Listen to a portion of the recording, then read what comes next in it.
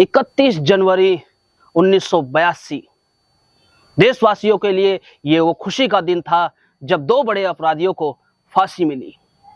आखिर उन्हें फांसी मिली क्यों? उन्होंने ऐसा कौन सा गुनाह किया था? दोस्तों, इनको जब फांसी हुई, फांसी के बाद इनकी डेड बॉडी भी लेने के लिए इनके परिवार वालों ने मना कर दिया था। आखिर क्या है इस कहानी के पीछे? कहानी को पूरा देखिए और अगर नए हैं चैनल पर तो चैनल को सब्सक्राइब कर दीजिए और कहानी को बिल्कुल स्किप ना करें। नमस्कार दोस्तों, मैं आपका दोस्त एसएस राणा स्वागत करता हूं अपने चैनल क्राइम दस्तक पर।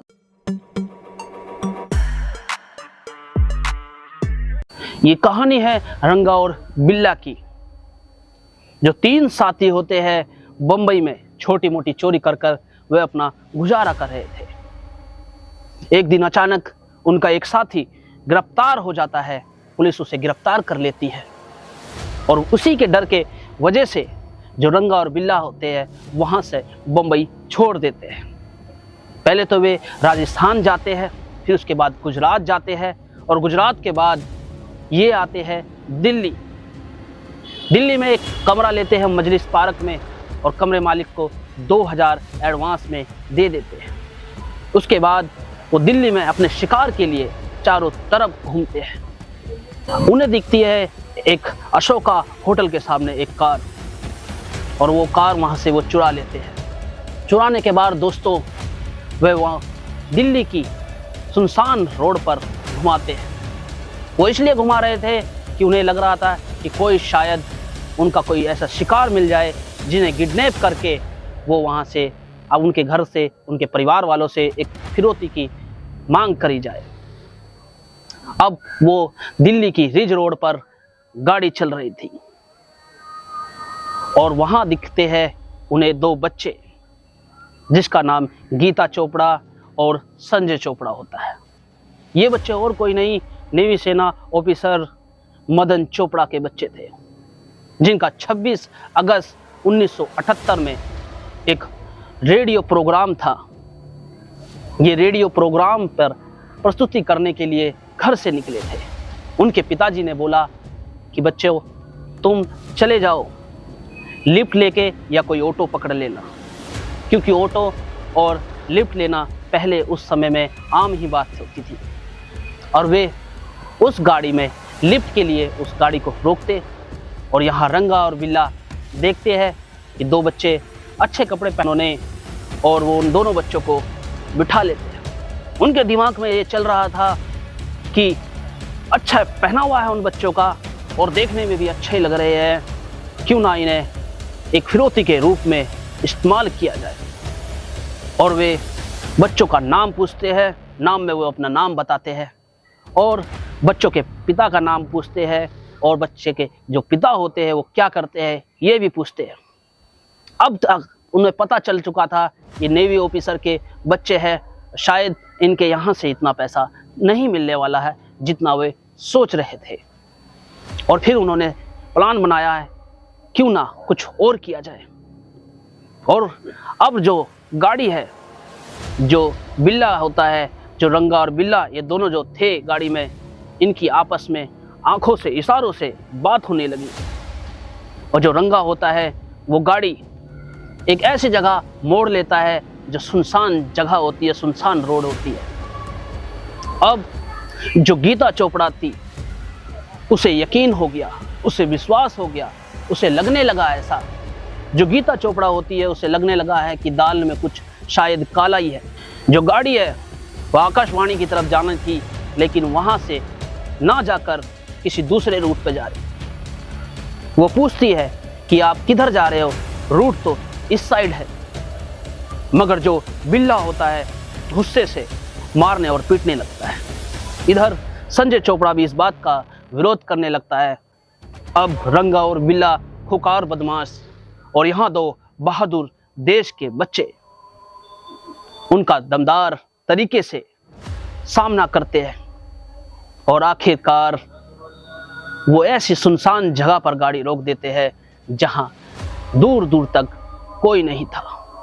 दोस्तों, जब गाड़ी पे बैठे हुए बच्चे विरोध कर रहे थे तो कुछ लोग जो रोड पर चल रहे थे उन्होंने उन्हें देखा, जिनमें से बांग्ला साहिब रोड पर भगवान दास एक स्कूटर से आ रहे थे और उन्होंने उन्हें बचाने की भी कोशिश करी थी, और जिसमें से उन्होंने उस गाड़ी का नंबर नोट कर लिया था और पुलिस को बताया भी था उस नंबर के बारे में, लेकिन किसी मिस्टेक के कारण उस जो गाड़ी का नंबर था वो सही से पुलिस वाले नोट नहीं कर पाए।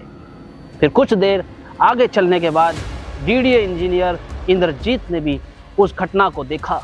बच्चे उसी तरीके से विरोध कर रहे थे, उन्होंने भी उस गाड़ी का नंबर नोट किया और नज़दीकी जो पुलिस थाना था उन्हें उसकी सूचना दी।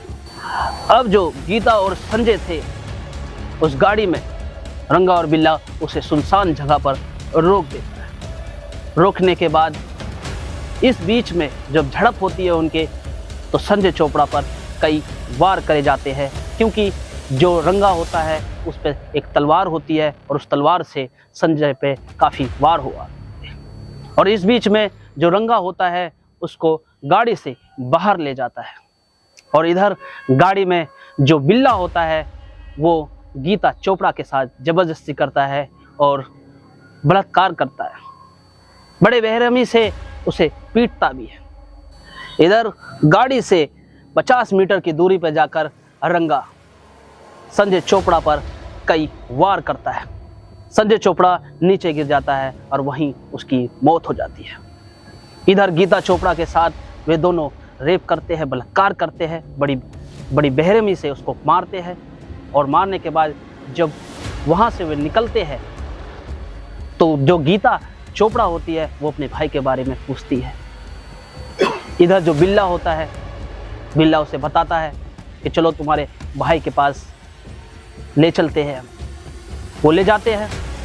इधर जो रंगा होता है उसके पीछे आकर उसके सर पर वार करता है, और जो गीता चोपड़ा होती है वो ज़मीन पर गिर जाती है और फिर उसकी मौत हो जाती है।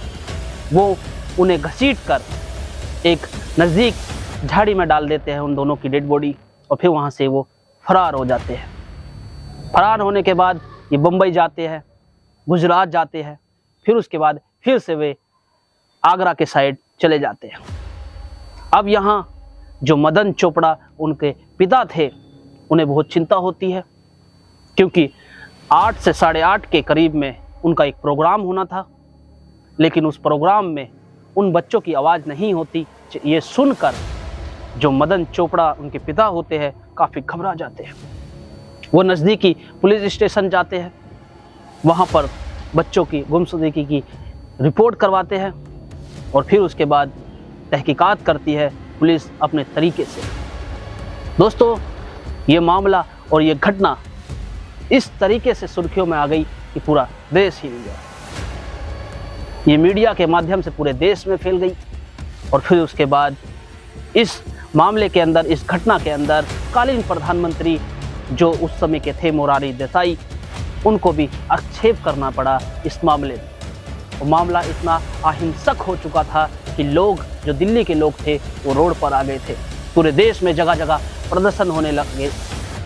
अब ये जो कि मामला सीधा प्रधानमंत्री देख रहे थे, पुलिस पर भी इस बात का दबाव आने लगा और मामले की बड़ी बारीकी से जांच होने लगी। दोस्तों, 5 राज्य की पुलिस इस मामले को बड़ी ही बारीकी से देख रही थी और एक एक बिंदुओं पर बड़ी तेजी से तहकीकात कर रही थी। इधर आगरा की तरफ जो रंगा और बिल्ला होते हैं वो निकल जाते हैं और अपनी जगह काफ़ी वो चेंज करते हैं, और एक दिन वे स्टेशन पर कालका मेल में चढ़ जाते हैं। दोस्तों, जिस डब्बे में ये चढ़े थे वो डब्बा आर्मी के लिए रिजर्व था।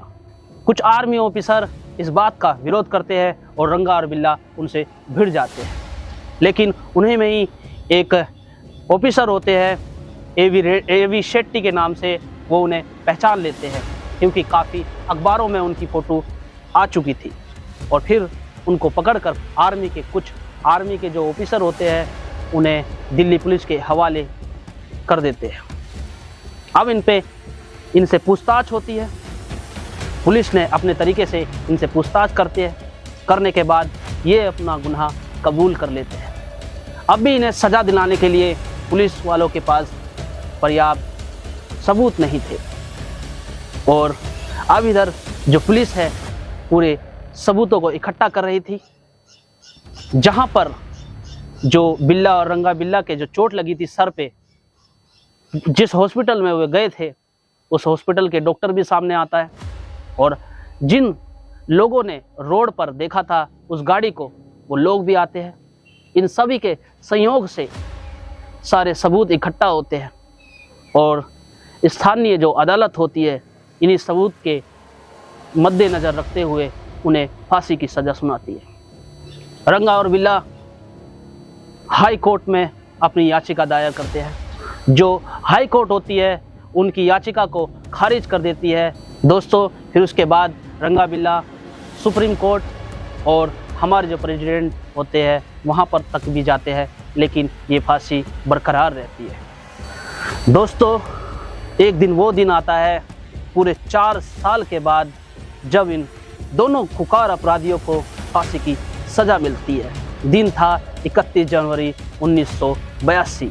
पूरे 4 साल के बाद देश की बेटी और बेटे को इंसाफ मिला था। रंगा और बिल्ला को जब फांसी होती है, फांसी के बाद उनका जो मृत शरीर होता है उनके परिवार वाले उसे लेने से भी इनकार कर देते हैं और ये चैप्टर वहाँ क्लोज हो जाता है जब देश की बेटी और देश के बेटे को इंसाफ मिल जाता है। ये कहानी सुनाने का मकसद आपकी भावनाओं को ठेस पहुंचाना नहीं था, बल्कि इस कहानी को सुनाने का मकसद आपको सतर्क और सावधान करना था। ऐसे खुकार बदमाशों से अपने आप देखिए, समझिए और सतर्क रहिए। फिर से मैं आपका दोस्त फिर से आता हूँ एक नई कहानी लेके आपको सतर्क करने के लिए। जब तक के लिए नमस्कार, जय हिंद।